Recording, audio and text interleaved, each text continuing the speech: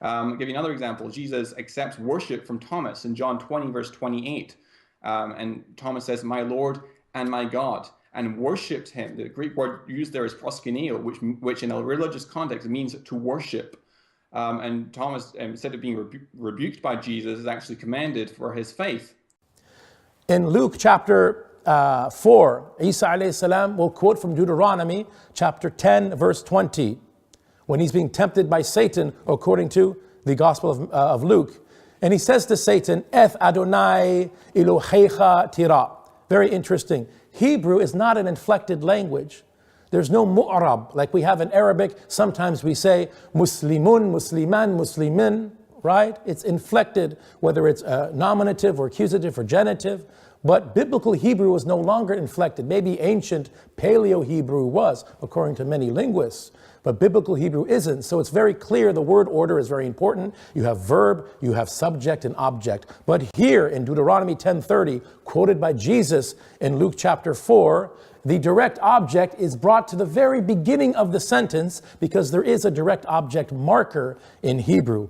What's the effect of bringing the direct object to the beginning of a sentence? This maf'ul muqaddam, it's called.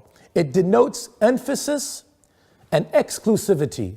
For example, in Al-Fatiha, we don't say na'buduka wa nasta'inuka. We worship you and we ask you for help. We say iyyaka na'budu. We bring the direct object forward, which denotes exclusivity and emphasis. So here Isa alayhi salam is saying, "Eth Adonai, the Lord your God only will you fear, Oto, and him alone, ta'avud, you will worship only the Lord your God." Now, Luke translates this verse into Greek as proskuneises kurian tantheon su, that you must revere the Lord your God. Tantheon, definite article on God again. Tantheon means the God. Isa alayhi salam is never called ha-theos, God with a definite article, anywhere in the New Testament. And then he says, kai otu mano latreoses, and to him alone will you render worship. Now, in Koine Greek, in New Testament Greek, there are two words for worship used in the New Testament.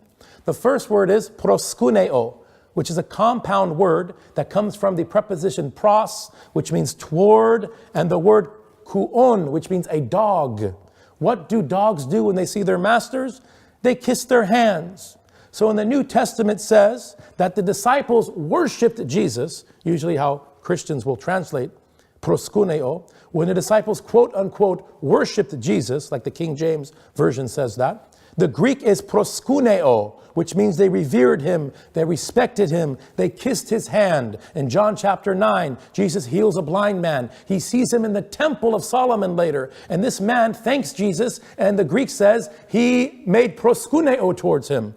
Are we really to believe that a Jewish man inside the temple of Solomon is worshiping Jesus as God and committing idolatry? No.